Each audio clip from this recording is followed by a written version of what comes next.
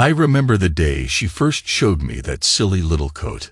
Pale pink, with buttons shaped like tiny roses. She modeled it in our living room, spinning once, then laughing like a kid. We'd just come back from some charity event. Her cheeks were flushed, eyes alive with possibility. That night, I hung the coat carefully in our closet, next to my old denim jacket. And for a long time, every time I passed that coat, I smiled. I'd recall the brightness on her face, the half-dance she did in front of me. It was a symbol of warmth, of how we were building something real. Now I can't look at the damn thing without feeling the twist in my gut.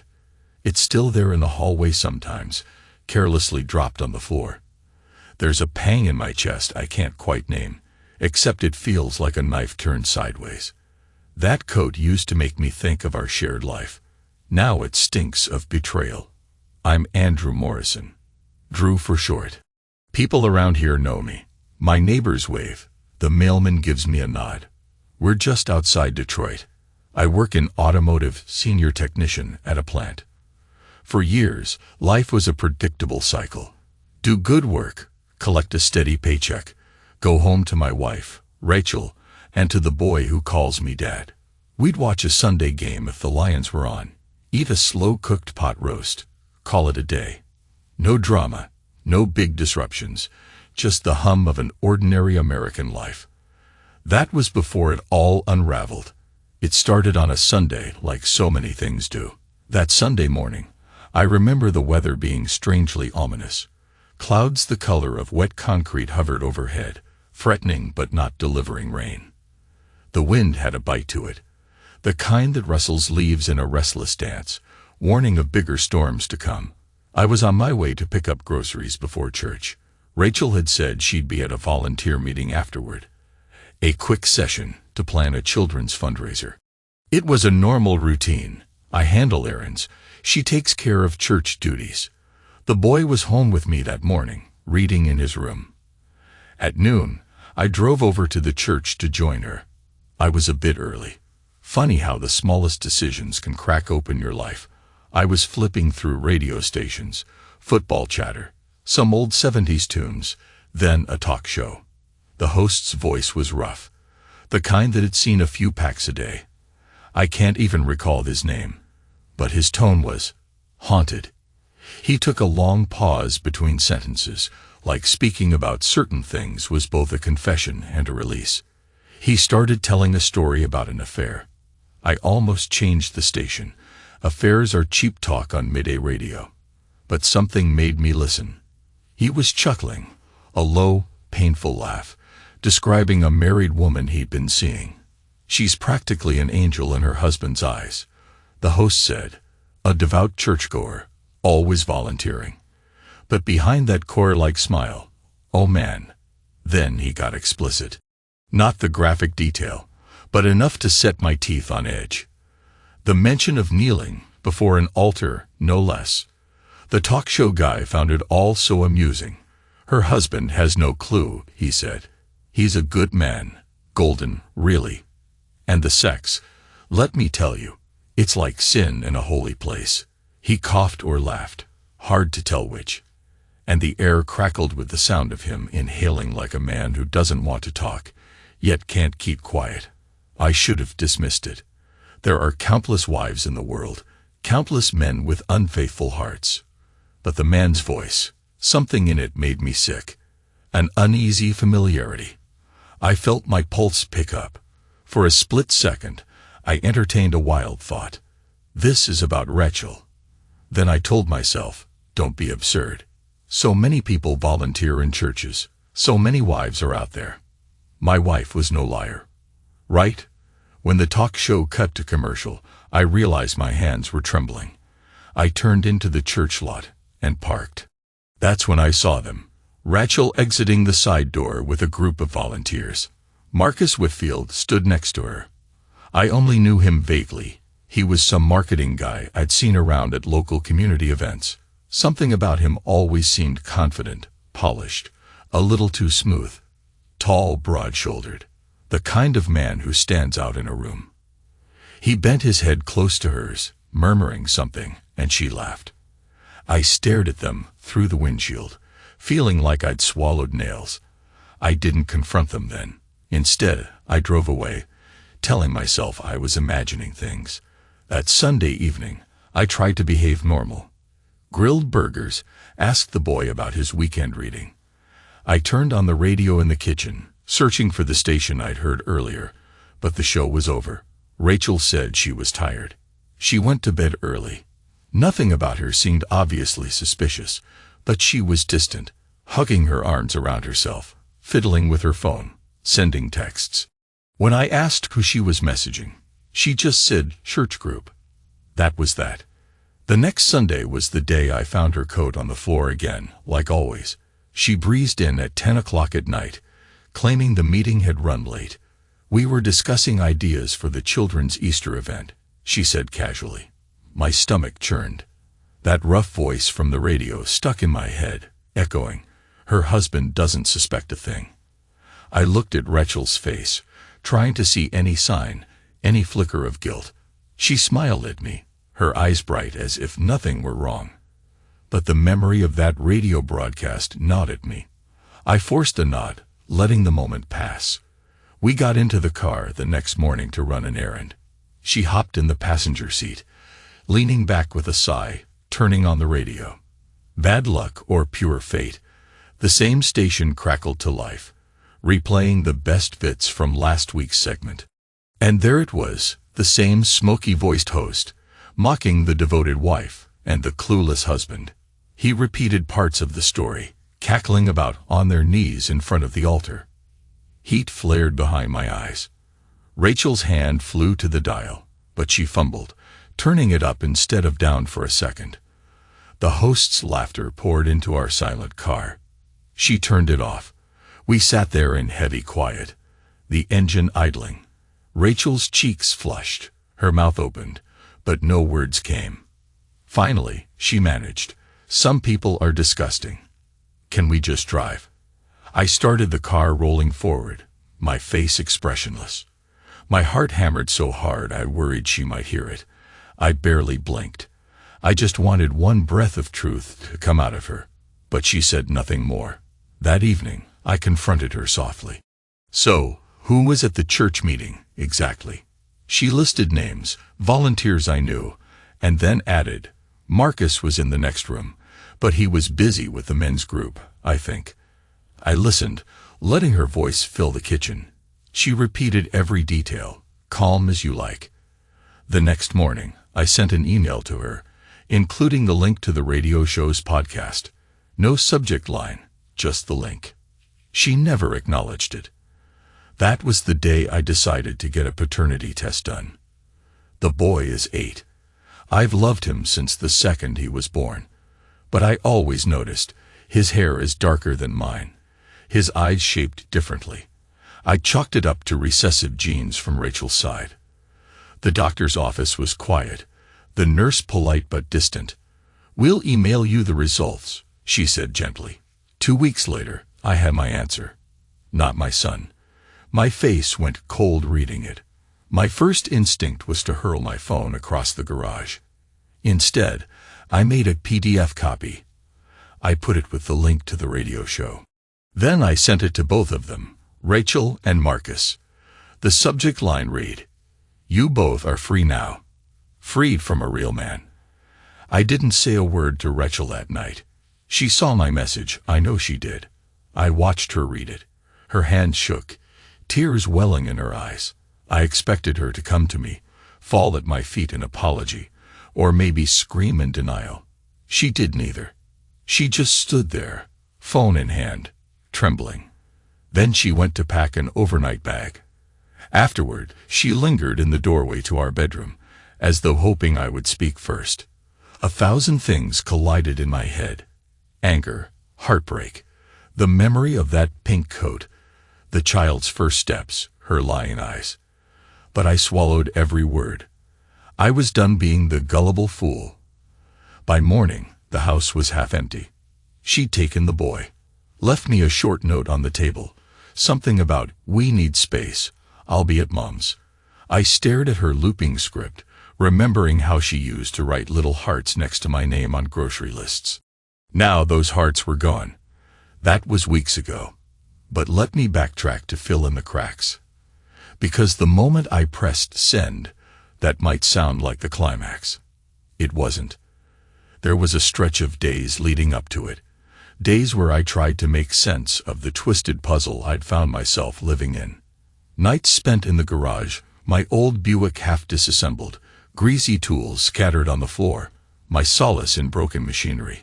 Because broken things are easier to fix than broken hearts, I replayed everything in my head. How some nights, she'd come home from meeting with a faint smile on her lips, smelling of cheap church coffee, but also a whiff of cologne that didn't belong to me. We'd share a bed, her hair damp from a quick shower, and I'd roll over, burying my doubts in the pillow. The radio host's mocking tone had opened my eyes. Suddenly, her details about these gatherings felt too neat, her half-lies too polished. And all the while, there was that coat, lying on the foyer floor, or draped over a chair, a silent witness. On the Tuesday after the talk show, I approached Marcus at a diner near my workplace. I'd learned his routine by chance. He often grabbed a coffee there around 8. I walked in, found him in a booth, scanning emails on his phone. He looked up, recognized me, gave me that professional grin, all white teeth, and easy confidence.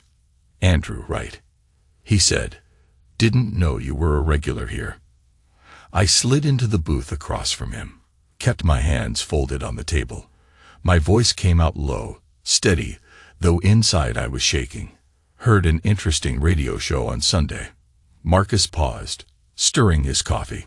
There was a flicker in his eyes, but his face remained neutral. "Yeah. It was about a married woman," I said she was volunteering at a church. The host claimed he was sleeping with her. He tapped his spoon on the rim of the mug. "Crazy world," he muttered. Silence stretched between us.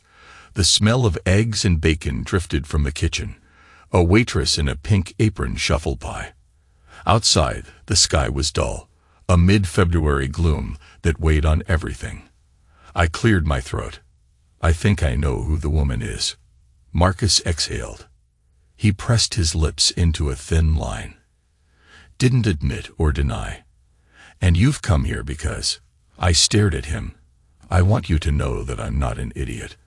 I also want you to know that if it's what I think it is, it ends now. Understand?" He didn't move. His jaw tensed. After a moment, he nodded slowly, as if considering my words. But there was a trace of condescension in his expression, like he was sorry for me, maybe even pitying my ignorance. The moment felt oddly calm. No fists, no yelling. Just two men sizing each other up. Then I stood and walked out. When I got home that night, Rachel was in the kitchen. She'd made dinner, roast chicken, mashed potatoes, a typical Wednesday meal. She tried to greet me with a kiss, but I stepped aside. She froze. Her eyes flashed with apprehension. I asked, "Where were you this morning?" She blinked. "Grocery shopping." Then a quick stop by the church to plan a donation drive. "Why?" I searched her face. God, I wanted her to break down, to come clean. But she just gazed at me with that practiced calm. "No reason," I said quietly. Then we ate, clinking forks on plates. Our boy told us about some story he'd read at school, something about a detective unmasking a traitor. I almost choked on the irony. That night, I stood outside, gazing at the sky.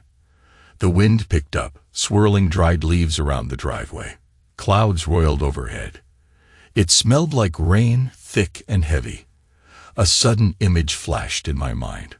Rachel in someone else's arms, the slope of her bare shoulder, her mouth parted in a secret smile. I felt my entire chest tighten in a spasm of pain. I wanted to scream. Instead, I grit my teeth and walked inside. By the following Sunday, I was as jumpy as a live wire. She left again for another church volunteer session, wearing a modest blouse and that pink coat. I watched her drive off. 2 hours later, I followed. I waited outside the church. Rain started to fall, turning the parking lot glossy. Volunteers trickled in and out, carrying boxes, rummaging in their cars. No sign of Rachel. No sign of Marcus. I finally asked a woman near the entrance if Rachel was inside. She frowned, saying she hadn't seen her. I drove aimlessly, scanning side streets. I ended up near an older part of town, a few blocks from an upscale lounge and hotel. Some flicker caught my eye. Rachel's car parked in a small lot behind the building. My stomach sank. I parked and stepped out, letting the drizzle soak my jacket. My reflection in the car's window stared back at me, hollow-eyed. I turned the corner, trying to gather myself. That's when I saw them exit a side door together. Marcus's arm around her waist, lips near her ear. She didn't flinch away. She leaned into him.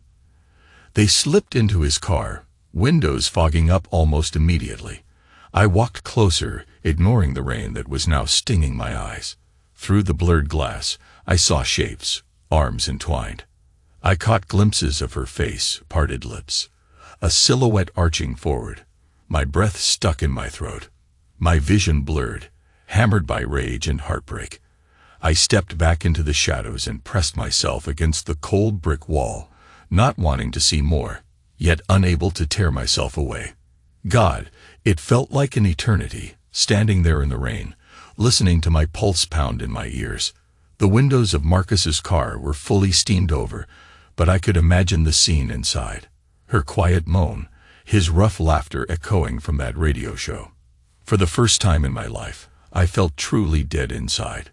This was it, the final proof. The radio talk had been no random coincidence. Everything I feared was real, and so much worse than I'd let myself believe. I don't know how long I waited. Maybe half an hour. They parted. She climbed back into her own car. I watched her pause, pulling down the visor to fix her hair, her face flushed, then drive away. Marcus waited a few minutes, then left too. I lingered in that deserted lot, the rain soaking me to the bone, my fists clenched so tight my nails dug into my palms. I wanted to run after them, to smash something, to scream. But all I did was slump against the wall, close my eyes, and let the sky weep for me. That night, she breezed in with a story about how the meeting ran long. She even wore that pink coat, only now, the collar was slightly askew, a button undone. And it was my turn to lie. I pretended nothing happened, nodded as she spoke. My mind was miles away. I was remembering how that coat once represented sweetness and innocence. Now it was a costume for her betrayal. In the early hours, I canceled all illusions. I gathered strands of hair from the boy's brush, sealed them in a plastic bag. Next day, I visited a lab. The process was quick, coldly efficient. 2 weeks turned into a slow bleed of dread. I filled my time with mechanical tasks, burying myself in work. The day the results arrived, I sat in my garage with my phone in hand, the PDF open. No paternal match. The words scrolled across my vision. I read them over and over until they blurred. My breath came in shuddering waves. I thought of how I'd guided that child's first steps, how I taught him to ride a bike, how I pinned his drawings on my workshop wall. Something inside me fractured so completely, I was sure I'd never be whole again. I felt tears, and it shocked me, because I was certain I'd never cry again. But they came, hot and bitter. I didn't rage. I didn't rant. Instead, I compiled everything. Screenshots of that talk show link, the paternity test results, a short audio clip I'd managed to record from the radio broadcast. I put it all in an email. You both are free now. Free from a real man. That line came out of me like a bullet. Send. In one click, I'd burned the bridge to my old life. The next day, Rachel confronted me. She stumbled into the garage, eyes rimmed red, face pale. Andrew. She began, voice cracking. I stayed hunched over the engine I was reassembling. The wrench in my hand quivered. There's nothing to say, I told her. I know everything. She stepped closer. A sob shook her. I'm sorry. You have to know I never wanted to hurt you. It just happened. I scoffed, ignoring the trembling in my fingers. It didn't just happen. It's been happening. She tried to reach for me. Please, can we talk this through? I stepped away. Talk? You've been lying for years. Hell, the boy. He's not even mine, is he? She choked on her tears, nodded. He looks up to you. You're still his father in every way that matters. That cut deeper than any knife. Father in name only, a placeholder for the real blood that coursed in him. I glared at her, voice numb. Do you love him? That man? Marcus? She hesitated, looked down. She couldn't say it, couldn't form the words. Or maybe she didn't know. The wind slammed against the garage door, rattling it like a fury echoing inside me. Eventually, she turned and walked away. Next I heard, she was packing. Then she was gone. Days turned into nights of near silence in the house. I avoided the empty rooms, the ghostly presence of the boys' laughter. Neighbors whispered. Gossip trickled out. Some said they saw her at her mother's place in Columbus. I hardly cared. I was focusing on how to keep breathing. I knew I should check on the boy. He wasn't at fault. But I couldn't bring myself to face him, not right away. A child who bore no resemblance to me, whose real father was the man I'd once confronted in a diner booth. I felt this monstrous wave of confusion. I loved him fiercely, but at the same time, I was crushed by the truth. Every photograph of him in the house felt like a dagger. When the dust settled, I got a call from Marcus. I nearly ignored it, but some dark curiosity drove me to pick up. His voice was subdued, none of the usual bravado. Andrew, can we talk? He asked quietly. I grunted. I don't see what's left to say. A pause. Then, I never intended it to go this far. I know that's a worthless statement, but it's true. We never planned a child. She insisted the boy was yours. Stop, I hissed, my hand tightening around the phone. He's a child, not a pile of mistakes. Don't you dare talk like that. He swallowed audibly. I'm sorry. Another dead space of air. If there's anything I can do, you can leave me the hell alone, I said. Then I hung up. I half expected him to come banging on my door, but days passed and he didn't. The apology twisted in my mind, but it did nothing to dull the betrayal. Then came the final confrontation. I suppose it was inevitable. Late evening, after a punishing shift at the plant, I drove to the old lounge parking lot where I'd seen them together. It was empty at that hour. The wind scudded overhead, making the sign above the building creak. Cold, starless sky. My breath fogged in the air. I was leaning on my car, staring at the shadows. The place felt like a stage, where the worst scene of my life played out. My heart hammered in a dull, heavy beat. I heard a vehicle pull up behind me. I turned to see Marcus stepping out of his sedan. He shut the door, approached carefully, posture rigid. This time, no grin, no polished aura, just a man who looked worn. He stopped a few feet away from me, hands in his pockets. You shouldn't be here, I said, my voice flat. He exhaled. I heard from Rachel. She thought you might do something rash. She was worried. I barked a laugh. Worried, was she? She never worried about my feelings before. I glanced around the lot. So you're her watchdog now. He took a step forward, shaking his head. This isn't about her. It's about you. In a heartbeat, I lunged, slamming him against his car. My arm pressed into his chest. Rage flared white-hot in my brain. You think you can come here and fix this? I growled.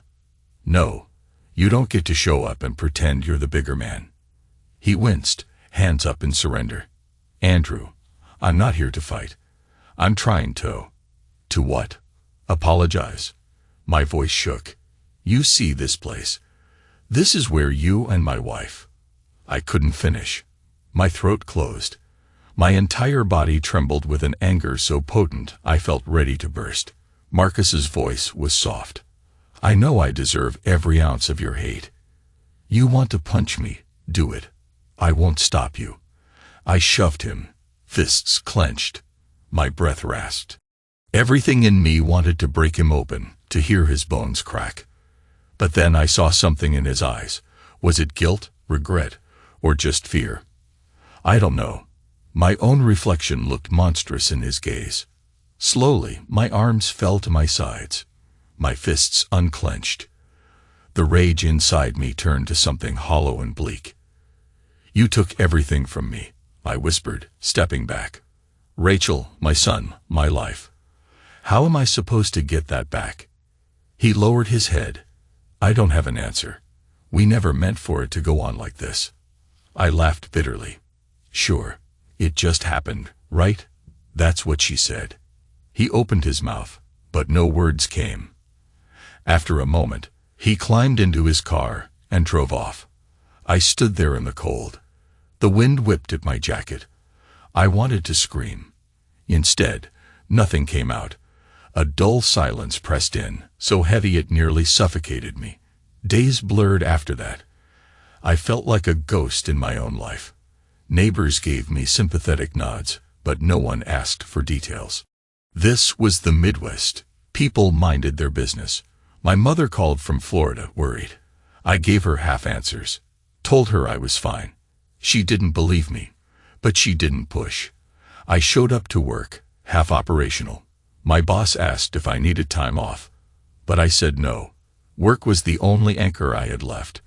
I avoided Rachel's texts, except once. She asked if the boy could come by for some of his things. That cut me in half all over again. The child I'd raised. The child I still loved, yet found impossible to face. Send him when you want, I replied. Then I braced myself. He arrived a few days later, stepping out of her car, looking confused and scared. I met him on the porch. Rachel stayed at the curb, eyes puffy. She didn't budge from the driver's seat, as if giving us space. I knelt down, forced a smile. Hey, champ, I murmured. He looked at me solemnly. Dad, why did we leave? My breath caught. Just grown-up problems, I said softly, forcing my voice steady. Your mom and I. We need some time apart. He blinked, tears forming. He didn't know about the betrayal, the test. He was just a kid who wanted his dad. I pulled him into a hug. He smelled like soap, like innocence. I closed my eyes. I felt a raw, scalding heartbreak wash over me. I love you, I whispered. And I realized that was still true. Biology be damned. He sniffed, nodding. I miss you. I miss you too, I choked out. After he got his things, he turned to me again. Are we going to be a family anymore? I had no answer. I just patted his shoulder. He trudged away, climbed into the car with Rachel, and they drove off, leaving me alone on the porch. I stood there, my heart in ruins, watching the taillights vanish down the street. Time rolled on. Some men might turn to the bottle for solace.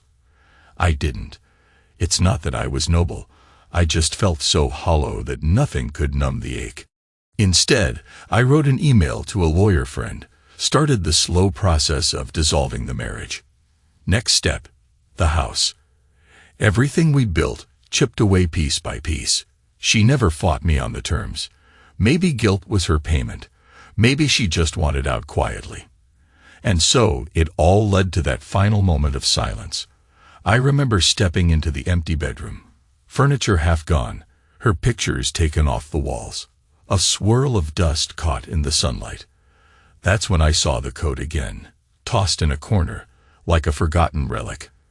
I stared at it, that pink cloth with the rose buttons. I picked it up, the memory of her joyous spin flooding my mind. The sweetness was gone, replaced by a sickening wave of sorrow and rage. I wanted to burn it, rip it to shreds. Instead, I laid it on the bed. Then I walked away. She sent me a text that night. I'm truly sorry. We never meant to destroy you. I read it over and over. The words felt small, useless. All the sorrow, heartbreak, and betrayal in the world couldn't be undone by them. Instead of replying, I left her on read, stuffed my phone in my pocket. I turned off the light and stood in the living room, listening to the silence. It was so quiet I swore I could hear my heartbeat, thick and slow. I realized I was trembling. A day later, I got one final email from Marcus. He wrote, "If you ever want to speak again, about the boy or anything else, I'll respect whatever boundaries you set. I only hope one day we can find a way to coexist." No salutation, no sign-off. Just that message. I dragged it to my trash folder. Coexist. My stomach twisted. The nerve. He wanted to share fatherhood with me now, like passing a baton in some twisted relay. The sky changed that afternoon. Dark clouds parted, letting through a harsh light. Wind raked the yard, scattering leaves and snapping a loose shutter against the house. It felt like a reflection of my own battered mind. I stared out the window, my breath leaving me in uneven bursts. Maybe tomorrow I'd wake up, and the world would keep turning. Maybe I'd build a new routine, one where betrayal was part of my history, not my present. But that day, all I had was the aftershock. I spent hours in the garage, finishing the restoration on my Buick. Every bolt, every screw was a small step toward regaining control. By nightfall, I realized I'd reached the final piece. I turned the key, and the engine roared to life. The sound reverberated through my chest. A strange satisfaction. Here was something I could fix, something that responded to my hands. I cut the engine, sitting in the driver's seat, thinking of nothing and everything all at once. Then the hush set in, deep and pervasive. I closed my eyes, conjuring the radio host's voice one last time. That mocking laughter. Her illusions and his arrogance. My heartbreak. I exhaled, and in that breath, I felt a bitter acceptance creep in. The man I was is gone, I thought. I might rebuild, or I might just drift, but I'll never be the same. For a moment, I hoped for an explosion of anger, a violent outburst that could jolt me back to life. Instead, I found only a dull calm. My phone buzzed. Another message from Rachel, no doubt. I left it unanswered. Staring at the garage walls, I felt a wave of finality wash over me. I wish I could say I found the perfect line to wrap this up, some grand statement of closure. But real life doesn't tie off so neatly. Sometimes, your best revenge is to survive, to keep living, to let them go, and let them bear the weight of what they did. That's what I'm doing. I've told them they're both free of me, and I'm free of them, in a way. But freedom has a cost, a piece of my heart, my faith and trust, the child I raised. Every day I wake, the ache is there, a phantom limb of a family I once knew. Maybe I'll heal enough to see the boy again properly, tell him it's not his fault, that I'll always be there if he needs me. But that requires me to step into a new reality, a place where the old illusions are gone. Late tonight, standing by my window, I listened to the quiet. No radio, no footsteps, no laughter. Just me, alone in a hollow house. The world outside is vast and empty. The streetlight buzzes, the branches sway. I feel like I'm at the edge of a cliff, staring into an abyss, and the emptiness inside me is so loud, it's deafening. Sometimes, there's no triumphant roar, no proud declaration of victory. Sometimes, there's just the silence after the storm. That's what I have now. The final, crushing quiet. And in it, I realize I can't close my eyes. Because when I do, I see her and him in that car. I see the pink coat on the floor. I see the test results telling me I'm not a father to the child I'd die for. So I keep them open. Wide open. Because if I let myself drift into darkness, I might never come back. I'm standing guard over my own heart, battered as it is. And that's it. My revenge is to keep breathing, keep existing, refusing to vanish. The rest is just emptiness, echoing in the corners of this house, reminding me of a life that died without me noticing. But I survived. And at least for now, has to be enough.